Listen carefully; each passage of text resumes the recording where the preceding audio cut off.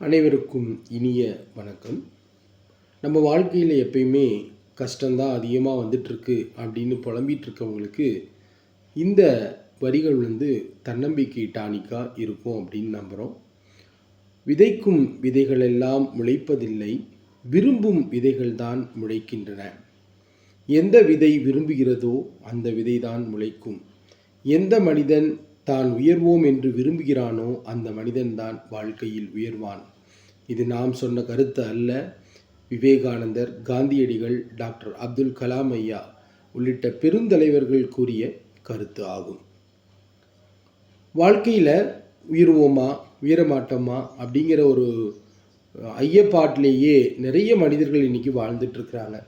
அப்படி ஒரு மனுஷன் ரொம்ப காலமாக இறைவனை புகழ்ந்து இறைவனை வழிபட்டு இருந்த ஒரு மனிதன் தான் வாழ்க்கையில் ரொம்ப கஷ்டப்பட்டுட்டே இருக்கோம், வாழ்க்கையில் உயரவே முடியல, எப்பயுமே ஏழ்மையான நிலையிலேயே இருக்கிறோம் அப்படின்னு சொல்லி ரொம்ப கவலைப்பட்டு இறைவன்கிட்ட போனான். நாம இப்போ இறைவன்கிட்ட போனப்போ இறைவன்கிட்ட கேட்குறான், இறைவா, நான் உன்னை பலகாலமாக வழிபட்டு வரேன், ஆனால் நீ என்ன பண்ணுறேன்னா எனக்கு வறுமையை தான் நீ கொடுத்துட்ருக்க, ஏன் என்னுடைய வறுமை தீர மாட்டேங்குது அப்படிங்கிற ஒரு கேள்வியை அவன் கேட்டானாமா. அதற்கு இறைவன் சொன்னானாமா, என் கூட வா அப்படின்னு சொல்லி 2 கைகள்லையும் விதைகளை கொடுக்குறான். ஒரு விதை இந்த கையில், மற்றொரு விதை இந்த கையில். ஒரு காலியான ஒரு இடத்துக்கு கூட்டிகிட்டு போய் வலது கையில் இருக்கிற விதைகளெல்லாம் இந்த பக்கம் போடு, இடது கையில் இருக்கிற விதைகளெல்லாம் நீ இந்த பக்கம் போடு அப்படின்னு சொல்கிறாராம். இந்த மனிதனுக்கு கன்ஃபியூஸ் ஆகிடுது. என்னடா இது, நம்ம இறைவன்கிட்ட போய் உயர்வதற்கு வழி என்ன, ஏழ்மையை போக்குவதற்கு வழி என்னன்னு கேட்டால் இறைவன் எதையோ கொடுத்து போடு அப்படின்னு சொல்கிறான், எனக்கு ஒன்றும் புரியலையே அப்படின்ட்டு இறைவன்ட்டு அந்த மனுஷன் கேட்குறான். கேட்டோடனே அந்த இறைவன் சொல்கிறாராம், கொஞ்ச நாள் கழிச்சு வா, ஓராண்டுகள் கழிச்சு வா அப்படின்னு இறைவன் சொல்கிறாராம். ஓராண்டு கழித்து மனுஷன் போகிறான், தன்னம்பிக்கையோடு போகிறான். எப்படி இருந்தாலும் நமக்கு ஏதாவது இறைவன் கொடுப்பாரு அப்படின்னு நினச்சிட்டு போகிறான். மறுபடியும் இறைவன் கேட்குறாரு, என்னப்பா வேணுங்கிறாரு. இதே புலம்பலை அவன் புலம்புறான். எப்போ பார்த்தாலும் வறுமை, வாழ்க்கையில் முன்னேறுவதற்கு வழியே இல்லை அப்படின்னு அவன் புலம்பிகிட்டே இருக்கான். வறுமையிலே நான் கிடந்து சாவதா அப்படின்னு கேட்குறான். அன்னைக்கு விதைகளை போட்ட இல்லை, வா அந்த இடத்த போய் பார்க்கலாம் அப்படின்னு சொல்லி போய் பார்க்குறாங்க. அப்போ ஒரு புறம் போட்ட விதைகள் முளைச்சிருக்கு, மறுபுறம் போட்ட விதைகள் முளைக்கலை. அதற்காக இறைவன் பாரு, இதில் ஒரு பாடம் உனக்கு இருக்குது அப்படின்னு சொல்கிறார். அவனுக்கு புரியலை. நீ அடுத்த வருஷம் வாங்குறார். இப்படியே 1 வருஷம், 2 வருஷம், 3 வருஷம், 4 வருஷம், 5 வருஷம், 6 வருஷம், 7 வருஷம் தொடர்ந்து இறைவன்கிட்ட போய் முறையிட்டுருக்கார். அப்படி இறைவன்கிட்ட முறையிட்டதனுடைய விளைவாக கடைசியாக இறைவன் சோதனை வைப்பதை போல் இருக்கே அப்படின்னு சொல்லிட்டு அந்த மனுஷன் கேட்குறானா. ஒரு 5 வருஷத்துக்கு அப்புறம் நீ வந்த, திடீர்னு ஒரு பெரிய செடி அந்த இடத்துல இருந்துச்சு, நிறையா புதர் இருந்துச்சு, இன்னொரு இடத்துல மெதுவாக முளைச்சி வந்துச்சு, பார்த்தியா அப்படின்னாரு. பார்த்தேன் அப்படின்னு சொல்லி அந்த மனுஷன் சொல்கிறான்.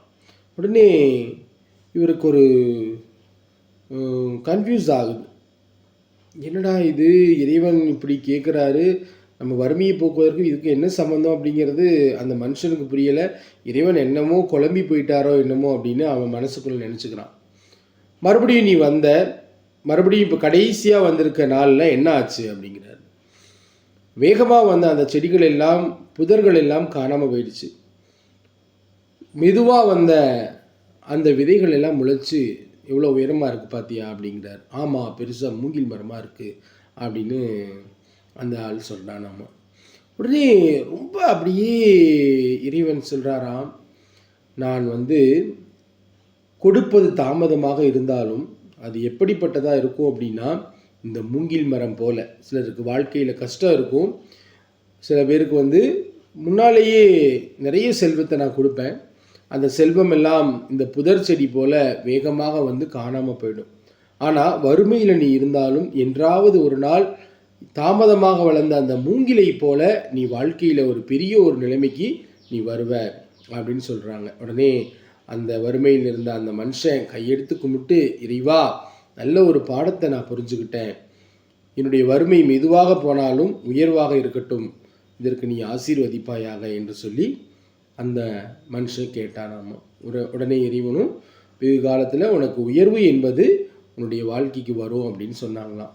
இந்த மாதிரி வாழ்க்கையில் உயர்வு என்பது நமக்கு வரும் அப்படிங்கிறத நம்பிட்டே இருங்க. கடவுள் ஒரு நாள் நமக்கு என்ன பண்ணுவார் அப்படின்னா, இதே மாதிரி மூங்கில் மரம் போல உயரமான ஒரு உயர்ச்சியை நமக்கு தருவார்.